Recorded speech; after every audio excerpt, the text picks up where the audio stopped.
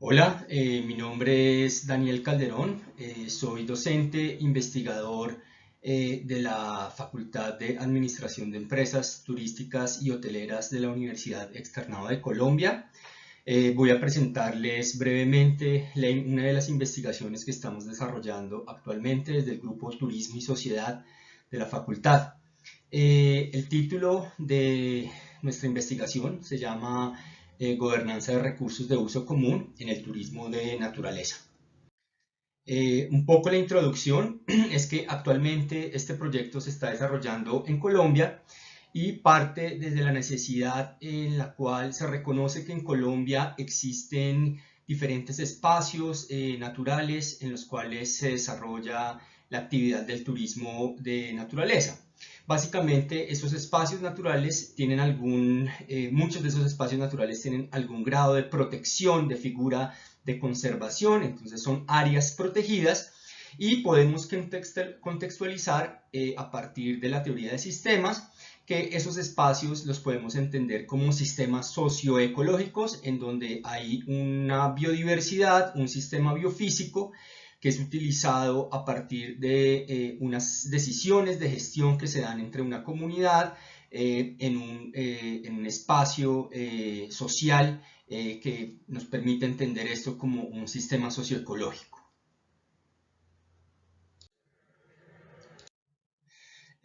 Los sistemas socioecológicos están compuestos por múltiples subsistemas. Como les decía, en este caso, un área protegida como tal está conformada por un subsistema que es el biofísico, otro subsistema que es el subsistema social,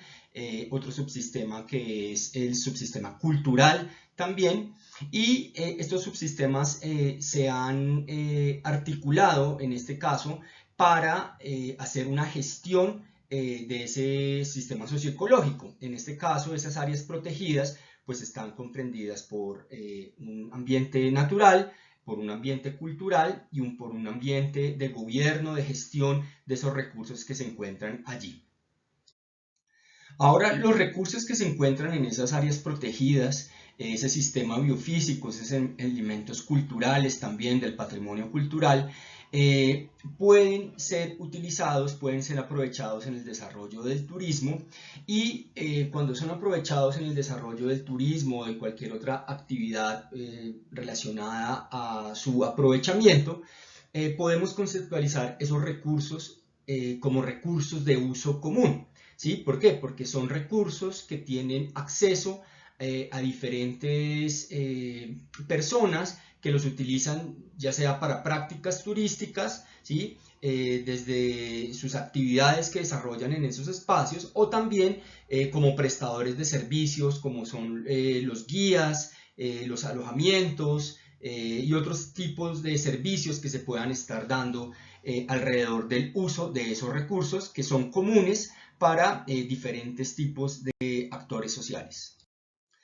Ahora, esto trae algo de pronto difícil de entender y de manejar, que es cuando un recurso es utilizado por muchas personas, puede caer en lo que se denomina la tragedia de los bienes comunes. Básicamente, la tragedia de los bienes comunes contextualiza que esos recursos que son utilizados por muchas personas y en donde esas personas no pueden tener un acuerdo para ese uso y esa gestión de ese recurso, básicamente ese recurso va a tener una vulnerabilidad a una degradación o a una insostenibilidad, precisamente porque todos los que hacen uso de esos recursos no pueden coordinarse y no pueden ponerse de acuerdo en establecer la forma correcta de uso de esos recursos. Esto fue contextualizado inicialmente por Jared Gardin, quien fue el primero quien habló de la tragedia de los bienes comunes, que ejemplifica la explicación que les acabo de dar. Y él lo hizo a partir de la observación o de la contextualización que se hace alrededor de los pastizales que son utilizados por muchos pastores y que al hacer ese uso sin ponerse de acuerdo esos pastores, básicamente en algún momento ese pasto se va a agotar y ese recurso como tal va a terminar cayendo en la tragedia de los bienes comunes, que es su insostenibilidad o su degradación. Ahora, la teoría económica ha dado una solución a esa tragedia de los bienes comunes. Por un lado, propone que haya un gobierno fuerte que imponga, haga una imposición de reglas que pueda coordinar el uso de esos recursos para que no se agoten. Por otro lado, también existe la opción de privatizarlo, entregarlo a un privado, a un solo usuario, que esa persona o ese grupo pueda administrarlo y saber y poder decidir de qué forma se puede llevar a cabo esa gestión sostenible de esos recursos. Pero por otro lado,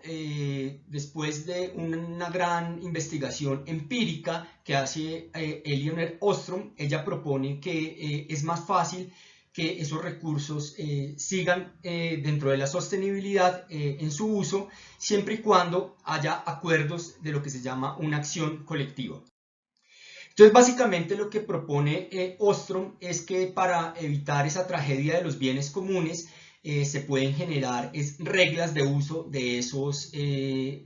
recursos a partir de la articulación entre todos esos usuarios, ¿sí? Entonces, esto conlleva a que se genere una acción colectiva alrededor de la gestión de esos recursos, precisamente para evitar esa tragedia de los bienes comunes. Esto en el turismo de naturaleza es básicamente uno de los principales problemas, y más cuando hablamos de áreas protegidas que tienen un amplio acceso y que básicamente son muchas personas quienes pueden acceder a esos recursos, pueden utilizar esos espacios, y es muy difícil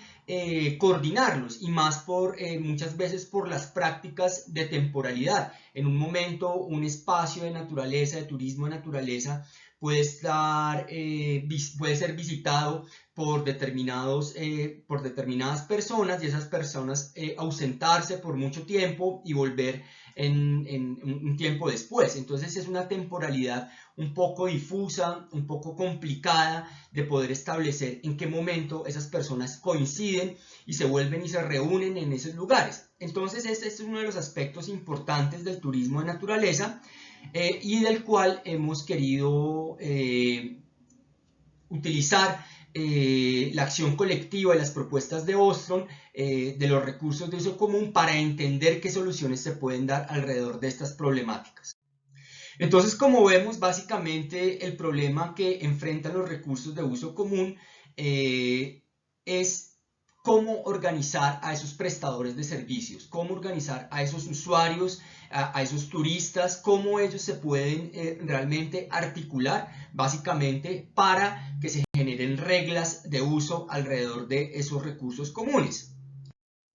Entonces podemos encontrar que el turismo de naturaleza básicamente lo podemos entender a partir de los recursos de uso común. Primero, porque esos atractivos de naturaleza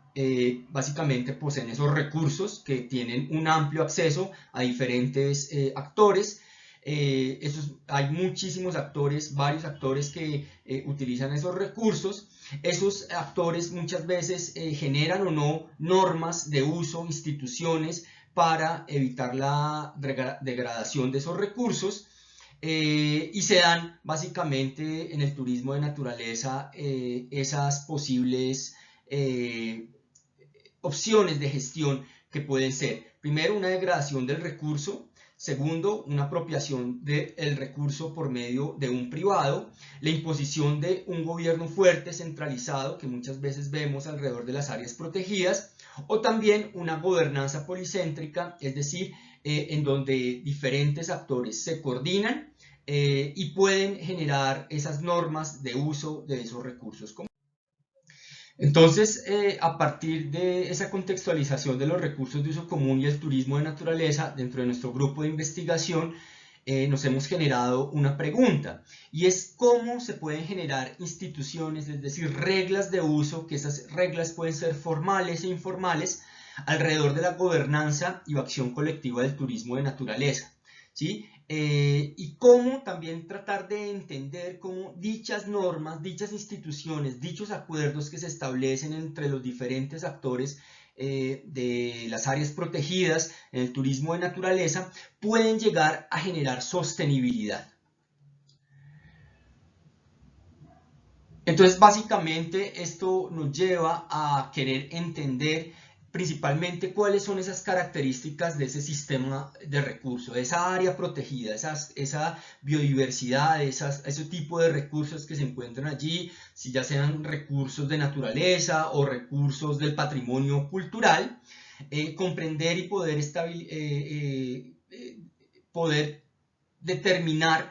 cuáles son esos atributos y comportamientos de quienes se apropian de esos recursos, es decir, una caracterización social, quiénes son esos tipos de actores que acceden a esos recursos, son prestadores de servicios, qué tipo de turistas son, qué tipo de prestador de servicios es, cuáles son las reglas que se establecen, si existen, entre esos usuarios de esos recursos,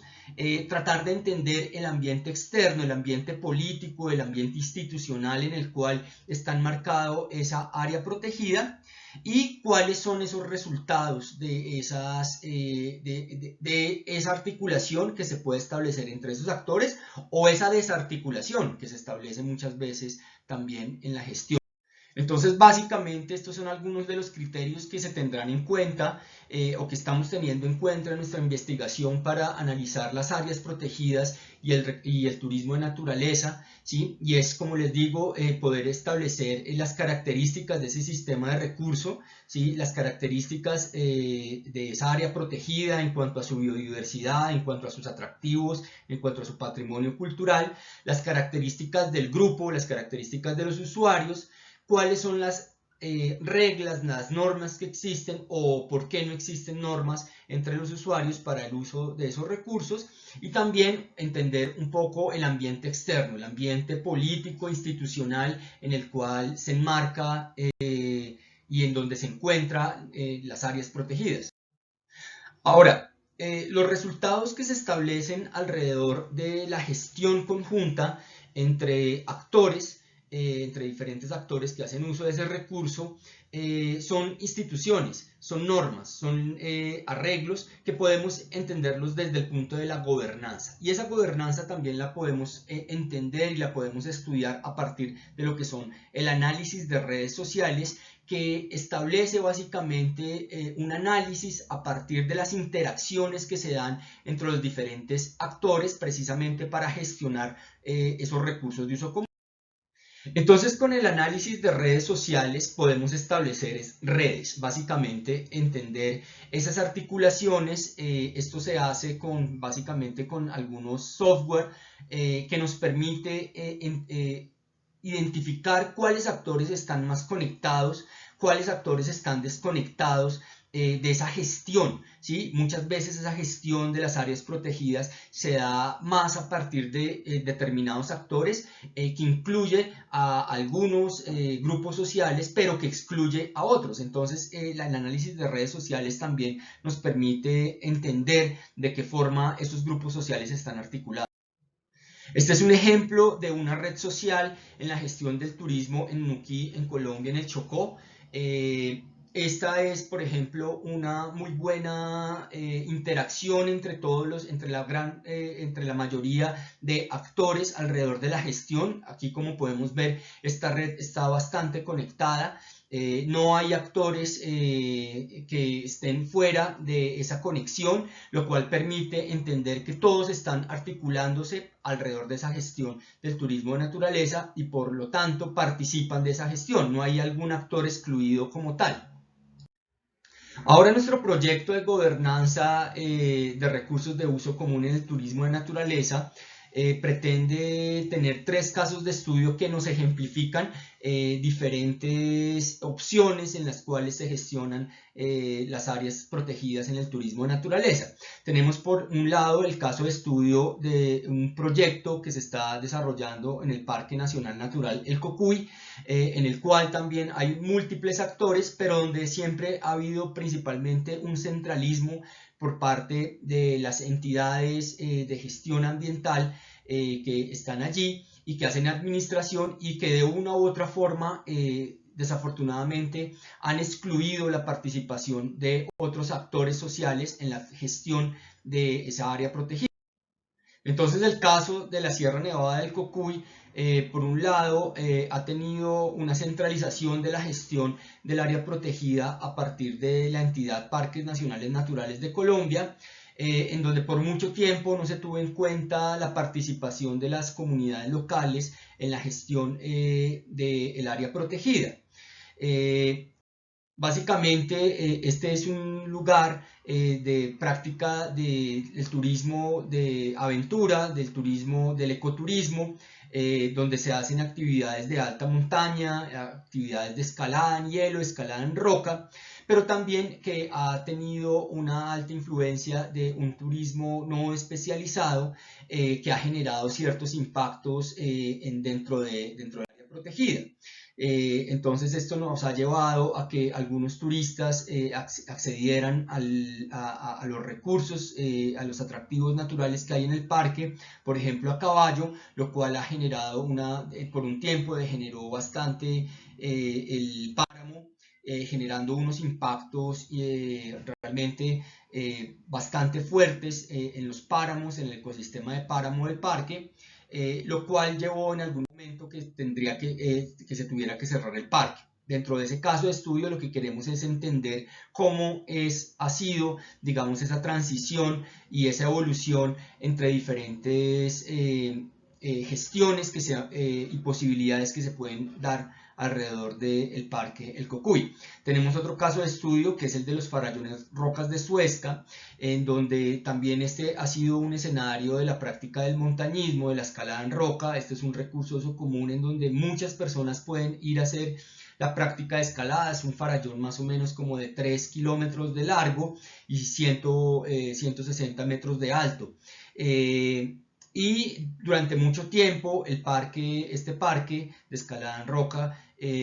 accedieron diferentes escaladores, diferentes turistas, diferentes tipos de personas que utilizaban este espacio y se notaba que había una degradación bastante grande de los recursos naturales que estaban allí. Esto llevó a que se privatizara una parte del parque y que se hiciera una administración privada conjunta entre diferentes personas para darle mejor uso a este recurso. Entonces lo que queremos entender aquí es cómo esas opciones, la opción de unas entidades de privatizar, de unos grupos sociales de privatizar estos espacios, también generan unos resultados relacionados a la sostenibilidad del recurso. Básicamente esos son nuestros casos de estudio que queremos desarrollar dentro de nuestro proyecto de investigación. Actualmente pues estamos tomando datos en el Parque El Cocuy y estamos en una segunda fase en el farallón Rocas de Suezca. Espero que les haya generado interés este proyecto de investigación y con mucho gusto estaremos muy pendientes de sus dudas, de sus comentarios que puedan estar generándose a partir de la propuesta de esta investigación. Muchísimas gracias. Esta es parte de la bibliografía en la cual pueden también profundizar un poco los temas que acabamos de hablar de nuestro proyecto de investigación. De nuevo, muchas gracias.